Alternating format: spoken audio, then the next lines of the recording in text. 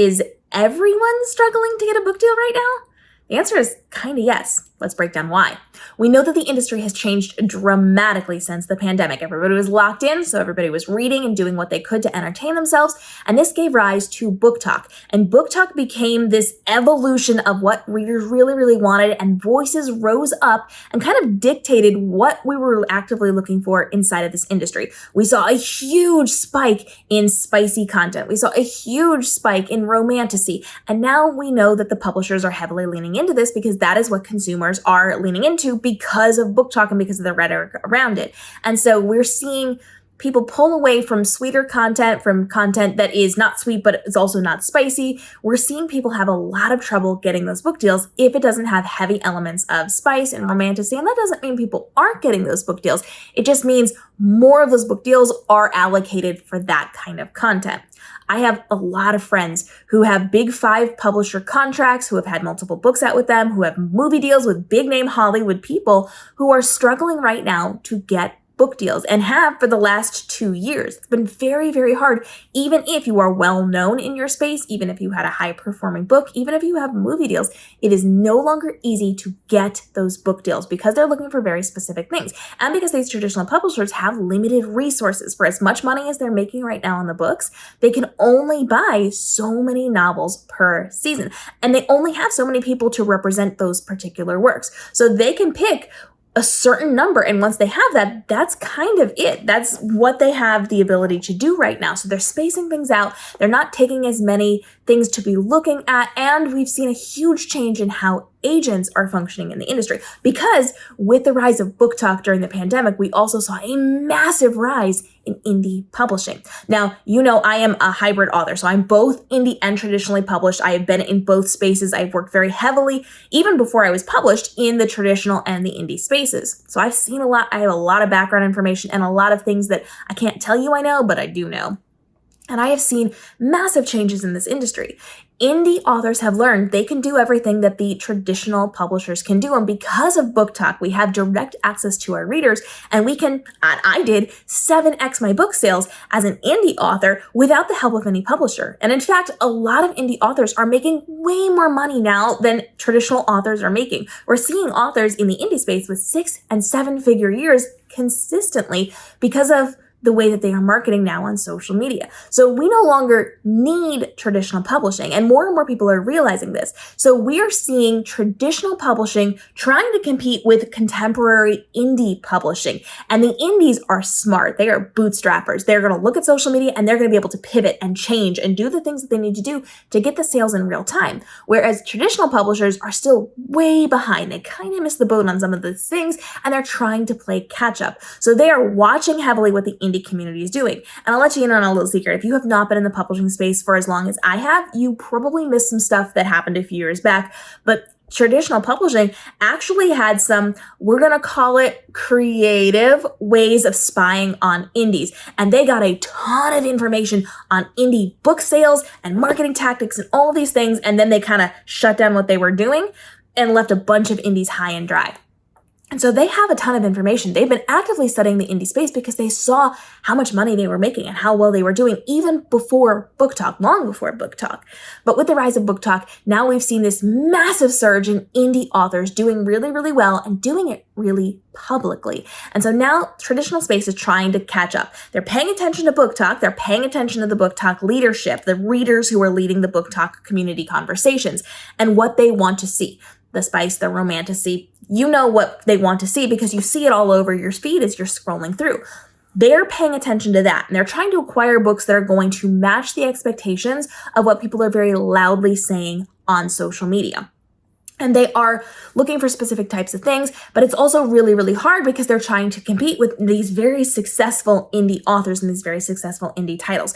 Now, if you are in the publishing space, you've seen a lot of behind the scenes work going on. There's a lot of stuff. There's a lot of just behind the curtain things that you don't really need to know about unless you are an author in this space kind of going through it. And even then, you don't even need to know about all of this, but there's a lot going on, and they're very actively trying to make sure they're staying relevant on social media. They're staying ahead on social media. They have worked deals out with apps like TikTok to make sure that they are trying to get that edge back that they once had. And so we are seeing them still operate in a traditional mindset. So for them, it's going to take 1 to 2 years to put a novel out because they have to go through all this stuff and all this marketing and all this stuff that they have to do because they've always done that.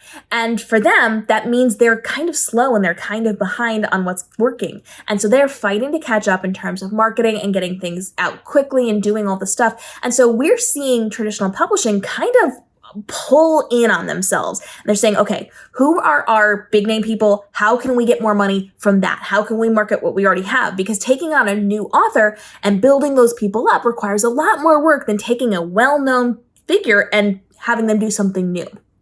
And so they're kind of circling those wagons, and even within their own teams, even within their people who are signed to these big 5 publishers that are subsidiaries, they're being very exclusive. They're just going with those core elements and kind of pushing some of the other things back and then trying some new people as well. So we're seeing people who were not top tier, but were like the B list in the big 5, not really get more book deals. They're not really getting a lot of attention, and they're certainly not getting help with marketing and all the things that we would typically expect that these people would do that they actually don't do. We've had lots of conversations with me, with my author friends, with all of the people on my platforms, but on social media as well, talking about how even if you have a big name publisher, you're doing 95% of the marketing by yourself, and you're expected to sell thousands of copies of your book on your own because that's what they do now, and that's what they've done for a really long time.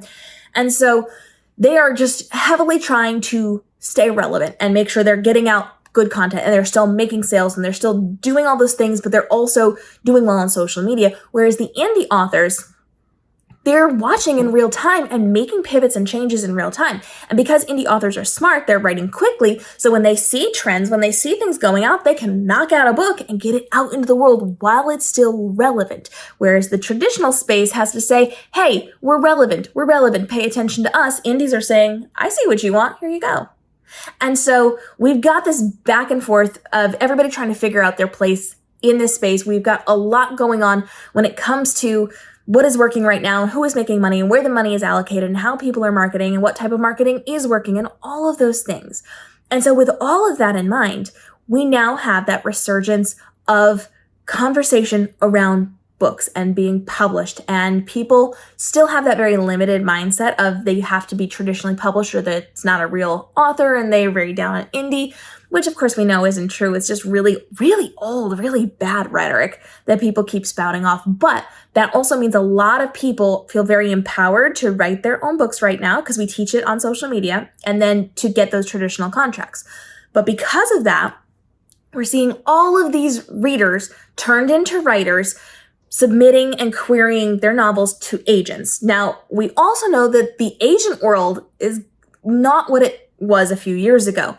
A lot of agents really, really struggle because there's only so many spots. There's only so many books that these publishers can take on. And when they fill that up, that's it. That's what it is. And so you can only sell so many books, but you have all these agents trying to sell all of these books and they don't make it. Most agents, and this has happened for a very long time, like long before I even came into the publishing space at all, agents were struggling to have that as their only job. Most agents had a day job and were also an agent. Now, we also know agents have to have connections, meaning back in the day, these agents would have to go to conventions and events, and they would have to directly meet the big people at the publishing houses. They would have to meet the acquisitions editors. They would have to meet people because if you don't have connections, you can't go knocking on the door and say, hey, I got a manuscript I'd like to sell you. You actually have to know somebody there. There's not some like society of agents where once you decide to hang up a shingle and say you're an agent, now you have access to everything. You don't. As an agent, you have to do the legwork of making the connections, and you are a successful agent if you've made the connections and then can make the sales. So even if you were the best agent and the best hype person ever, if you didn't have the right connections, your manuscripts were not getting into that publishing house. And that is still very much the same now. And even more so now than before, we are seeing lit agents, we are seeing acquisitions editors, we're seeing people working at publishing houses have to have a full-time day job and then do this on the side. And we're seeing more and more of these agents straight up quit because it's just not profitable for them. If they're selling one book at however much % commission, and that's all they sell for a couple of months or a year, that's not going to hold them over. So they have to do what's best for them and their families. And usually that means leaving the lit space. And that can be really hard. But it also means now we have less agents and less established agents. And while we're seeing some people come into being an agent, those are new people without the connections. So we have less qualified agents and less qualified acquisitions people. We're seeing people leave in droves because they're not being treated well, because they're not making the right amount of money, because it is simply not working. I know I've worked with a lot of acquisitions editors and they've all left because of how bad the situations were. And not even the money, just how bad the situations were that they were in. And so we are seeing way more people write and query books, way more people leave being an agent and being an acquisitions editor. And we're seeing the publishing houses being able to take on less books and stumble and struggle trying to find their footing in this brave new world that is publishing in the wake of the rise of book talk. It has been a very interesting, very dramatic change very quickly in this industry. And so yes, it is very hard to get book deals right now because traditional publishing is struggling. They don't have the same amount of money. Their marketing is not going as well as it used to. They cannot stand on their name alone. They are competing against indie authors now, and we are seeing more and more people fighting for the less and less spots available. So it's hard. And even the people who already made it in the door are not seeing success. They're having doors slammed in their face because they didn't make as much money, or they're not writing spicy content, or they're not doing what they need to do to compete with the modern society and how publishing is going to be working. So yes, it is hard. It is hard even if you had your foot in the door. It's hard if you're new. It's hard all the way around. Unless you find the right connection at the right time and everything falls perfectly into place, getting a traditional book contract with a big 5 publisher simply is not going to work for you. And you know from our other conversations, going with a small, medium, or large size publisher that is not one of the big 5 is one of the worst decisions that you can make. They are not equipped to make you money and to make you successful. You are far more equipped, even if you have zero knowledge, than these small, medium, and large size publishers. It is not worth it to work with them. It is much better and more efficient and more profitable for you to go indie, even if you know nothing about it. So it's hard. I understand it's hard. We're all struggling out there. It's hard because now we have a lot of competition. The rise of book talk has been fantastic for this industry, but also if you aren't changing and aren't pivoting and aren't doing what you need to do to stay on top of things and inventive enough to stay ahead of things, you can't just ride the wave. You got to get ahead and create that wave. It can be a struggle. I know. So drop your questions down below. Let's keep talking about this. Let's have a conversation in the comment section down below. We want to make sure we're building up that community and supporting each other because I know that it's hard. We're all struggling right now. We're all finding it hard to make those sales and to get those deals and to make those connections and to make things happen, especially when there are specific loud voices kind of controlling and dominating what is going on. It can be very, very hard to get around that or get out from under that. So we're going to work together. We're going to build each other up. We're going to encourage each other. We're going to be cheerleaders for each other down in the comments below. But ask your questions because I'm here to get those answered for you. You know, I've done episodes with lit agents and with different publishers and all of those things here on the channel. You can find all those things from over the last couple of years. There's a lot of great advice in there, but I want to make sure we're helping you on your journey. So now is your time, and we'll see you in tomorrow's episode.